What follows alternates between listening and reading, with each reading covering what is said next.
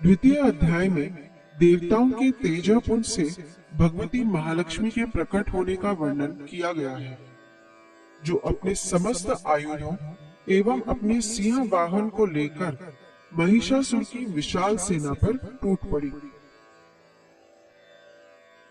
ओम मध्यम चरित्र के विष्णु ऋषि हैं, महालक्ष्मी देवता है, उष्णिक छंद है, शाकंभरी शक्ति है, दुर्गा बीज है, वायु तत्व है और यजुर्वेद स्वरूप है। श्री महालक्ष्मी की प्रसन्नता के लिए मध्यम चरित्र के पाठ में इसका विनियोग है। इस अध्याय का पाठ करते समय हमें इस प्रकार देवी का ध्यान करना चाहिए। मैं कमल के आसन पर बैठी हुई प्रसन्न मुख वाली महिषासुर मर्दिनी भगवती महालक्ष्मी का भजन करता हूँ, जो अपने हाथों में अक्षमाला, फरसा, गदा, बाण, वज्र, पद्म, धनुष, कुंडिका, दंड, शक्ति, खड्ग, ढाल, शंख, घंटा, मधुपात्र, शूल, पाश और चक्र धारण करती है। ऋषि कहते हैं, पूर्व काल में देवताओं और असुरों में पूरे 100 वर्षों तक घोर संग्राम हुआ था। उसमें असुरों का स्वामी महिषासुर था और देवताओं के नायक इंद्र थे। उस युद्ध में देवताओं की सेना महाबली असुरों से परास्त हो गई। संपूर्ण देवताओं को जीतकर महिषासुर इंद्र बन बैठा। तब पराजित देवता प्रजापति ब्रह्मा जी को आगे करके उस स्थान पर गए जहां भगवान शंकर और विष्णु विराजमान थे। देवताओं ने महिषासुर के पराक्रम तथा अपनी पराजय का यथावत वृत्तांत उन दोनों देवेश्वरों से विस्तार पूर्वक कह सुनाया। वे बोले, भगवान महिषासुर सूर्य, इंद्र, अग्नि, वायु, चंद्रमा, यम, वरुण तथा अन्य देवताओं के भी अधिकार छीनकर स्वयं ही सबका अधिष्ठाता बना बैठा है। उस दुरात्मा महेश ने समस्त देवताओं को स्वर्ग से निकाल दिया है। अब वे मनुष्यों की भांति पृथ्वी पर विचरते हैं। दैत्यों की ये सारी करतूत हमने आप लोगों से कह सुनाई। अब हम आपकी ही शरण में आए हैं। उसके वध का कोई उपाय सोचिए। इस प्रकार देवताओं के वचन सुनकर भगवान विष्णु और शिव ने दैत्यों पर बड़ा क्रोध किया। उनकी बहुएं तन गई और मुंह टेढ़ा हो गया। तब अत्यंत कोप में भरे हुए चक्रपाणी विष्णु के मुख से एक महान तेज प्रकट हुआ। इसी प्रकार ब्रह्मा, शंकर तथा इंद्र आदि अन्यान्य देवताओं के शरीर से भी बड़ा भारी तेज निकला। वह सब मिलकर एक हो गया। महान तेज का वह पुंज जाज्वल्यमान पर्वत सा जान पड़ा। देवताओं ने देखा, वहां उसकी ज्वालाएं संपूर्ण दिशाओं में व्याप्त हो रही थी। संपूर्ण देवताओं के शरीर से प्रकट हुए तेज की कहीं तुलना ही नहीं थी। एकत्रित होने पर वह एक नारी के रूप में परिणित हो गया और अपने प्रकाश से तीनों लोकों में व्याप्त जान पड़ा। भगवान शंकर का जो तेज था, उससे उस देवी का मुख प्रकट हुआ। यमराज के तेज से उसके सिर में बाल निकल आए। श्री विष्णु भगवान के तेज से उसकी भुजाएं उत्पन्न हुई। चंद्रमा के तेज से दोनों स्तनों का और इंद्र के तेज से मध्य भाग का प्रादुर्भाव हुआ। वरुण के तेज से जंघा और पिंडली तथा पृथ्वी के तेज से नितंब भाग प्रकट हुआ। ब्रह्मा के तेज से दोनों चरण और सूर्य के तेज से उसकी उंगलियां हुई। वसुओं के तेज से हाथों की उंगलियां और कुबेर के तेज से नासिका प्रकट हुई। उस देवी के दांत प्रजापति के तेज से और तीनों नेत्र अग्नि के तेज से प्रकट हुए थे। उसकी भौएं संध्या के और कान वायु के तेज से उत्पन्न हुए थे। इसी प्रकार अन्यान्य देवताओं के तेज से भी उस कल्याणमयी देवी का आविर्भाव हुआ।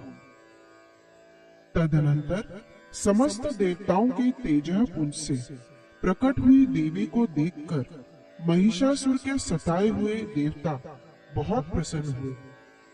पिनाकधारी भगवान शंकर ने अपने शूल से एक शूल निकालकर उन्हें दिया। फिर भगवान विष्णु ने भी अपने चक्र से चक्र उत्पन्न करके भगवती को अर्पण किया। वरुण ने भी शंख भेंट किया। अग्नि ने उन्हें शक्ति दी और वायु ने धनुष तथा बाण से भरे हुए 2 तरकस प्रदान किए।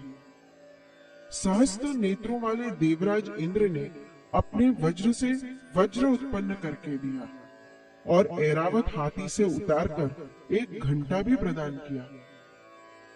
यमराज ने काल दंड से दंड, वरुण ने पाश, प्रजापति ने स्फटिकाक्ष की माला तथा ब्रह्मा जी ने कुमंडलू भेंट किया। सूर्य ने देवी के समस्त रोम कूपों में अपनी किरणों का तेज भर दिया। काल ने उन्हें चमकती हुई ढाल और तलवार दी। क्षीर समुद्र ने उज्जवल हार तथा कभी जीर्ण न होने वाले 2 दिव्य वस्त्र भेंट किए।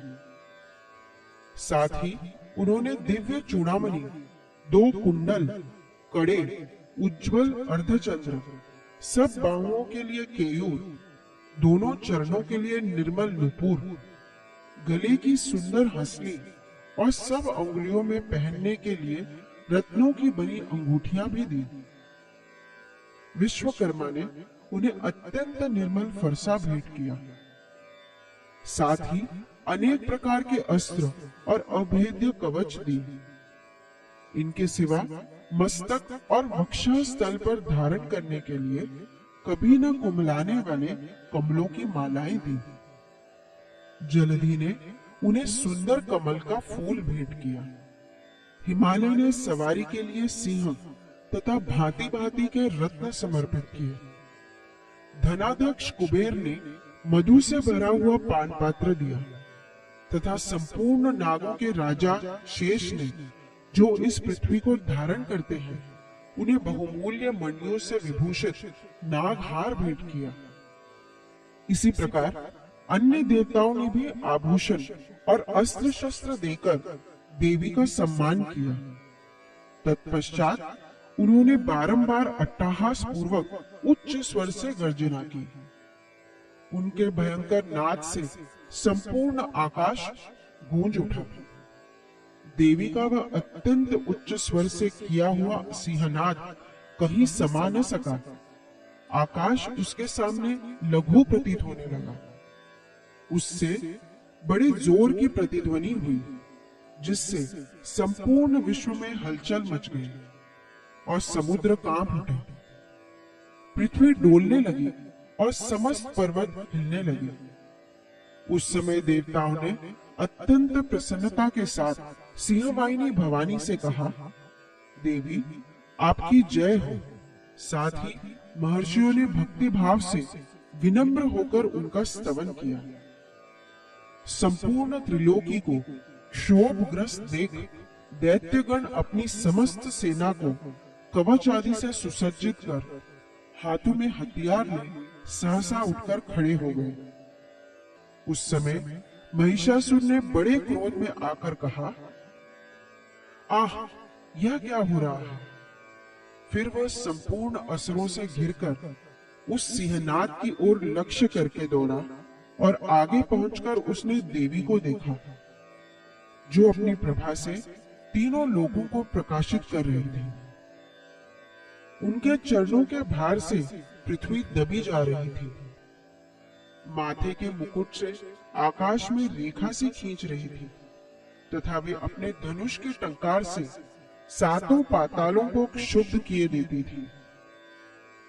देवी अपनी हजारों भुजाओं से संपूर्ण दिशाओं को आच्छादित करके खड़ी थी। तदनंतर उनके साथ दैत्यों का युद्ध छिड़ गया। नाना प्रकार के अस्त्र शस्त्रों के प्रहार से संपूर्ण दिशाएं उद्भासित होने लगी। चिक्षुर नामक महान असुर महिषासुर का सेनानायक था। वह देवी के साथ युद्ध करने लगा। उन दैत्यों की चतुरंगिणी सेना को साथ लेकर चामर भी लड़ने लगा। 60,000 रथियों के साथ आकर उद्रग्र नामक महादैत्य ने लोहा लिया। 1 करोड़ रथियों को साथ लेकर महाहनु नामक दैत्य युद्ध करने लगा, जिसके रोए तलवार के समान तीखे थे। वह असीलोमा नामक महादैत्य 5 करोड़ रथी सैनिकों सहित युद्ध में आ डटा। 60 लाख रथियों से घिरा हुआ बाशकल नामक दैत्य भी उस युद्ध भूमि में लड़ने लगा। परिवारित नामक राक्षस हाथी सवार और घुड़सवारों के अनेक दलों तथा 1 करोड़ रथियों की सेना लेकर युद्ध करने लगा। बिडाल नामक दैत्य 5 अरब रथियों से घिरकर लोहा लेने लगा। इनके अतिरिक्त और भी हजारों महादैत्य रथ, हाथी और घोड़ों की सेना साथ लेकर वहां देवी के साथ युद्ध करने लगे। स्वयं महिषासुर उस रणभूमि में कोटि कोटि सहस्त्र रथ, हाथी और घोड़ों की सेना से घिरा हुआ खड़ा था। वे दैत्य देवी के साथ तोमर, भिंदीपाल, शक्ति, मूसल, खड़ग, परशु और पट्टिश आदि अस्त्र शस्त्रों का प्रहार करते हुए युद्ध कर रहे थे। कुछ दैत्यों ने उन पर शक्ति का प्रहार किया, कुछ लोगों ने पाश फेंके तथा कुछ दूसरे दैत्यों ने खड़ग प्रहार करके देवी को मार डालने का उद्योग किया। देवी ने भी क्रोध में भरकर खेल खेल में ही अपने अस्त्र शस्त्रों की वर्षा करके दैत्यों के समस्त अस्त्र शस्त्र काट डाले। उनके मुख पर परिश्रम या थकावट का रंच मात्र भी चिन्ह नहीं था। देवता और ऋषि उनकी स्तुति करते थे और वे भगवती परमेश्वरी दैत्यों के शरीरों पर अस्त्र शस्त्रों की वर्षा करती रही। देवी का वाहन सिंह भी क्रोध में भरकर गर्दन के बालों को हिलाता हुआ असुरों की सेना में इस प्रकार विचरने लगा मानो वनों में दावानल फैल रहा हो। रणभूमि में दैत्यों के साथ युद्ध करती हुई अंबिका देवी ने जितने निश्वास छोड़े वे सभी तत्काल सैकड़ों हजारों गणों के रूप में प्रकट हो गए और परशु, भिंदीपाल, खड़ग तथा पट्टिश आदि अस्त्रों द्वारा असुरों का सामना करने लगे। देवी की शक्ति से बढ़े हुए वे गण असुरों का नाश करते हुए नगाड़ा और शंख आदि बाजे बजाने लगे। उस संग्राम महोत्सव में कितने ही गण मृदंग बजा रहे थे। तदनंतर देवी ने त्रिशूल से, गदा से, शक्ति की वर्षा से और खड़ग आदि से सैकड़ों महादैत्यों का संहार कर डाला। कितनों को घंटे के भयंकर नाद से मूर्छित करके मार गिराया। बहुतेरे दैत्यों को पाश से बांधकर धरती पर घसीटा। कितने ही दैत्य उनकी तीखी तलवार की मार से 2-2 टुकड़े हो गए। कितने ही गदा की चोट से घायल हो धरती पर सो गए। कितने ही मूसल की मार से अत्यंत आहत होकर रक्त वमन करने लगे। कुछ दैत्य शूल से छाती फट जाने के कारण पृथ्वी पर ढेर हो गए। उस रणांगण में बाण समूहों की वृष्टि से कितने ही असुरों की कमर टूट गई। बाज की तरह झपटने वाले देव पीड़क दैत्यगण अपने प्राणों से हाथ धोने लगे। किन्हीं की बाहें छिन्न भिन्न हो गई। कितनों की गर्दनें कट गई। कितने ही दैत्यों के मस्तक कट कट कर गिरने लगे।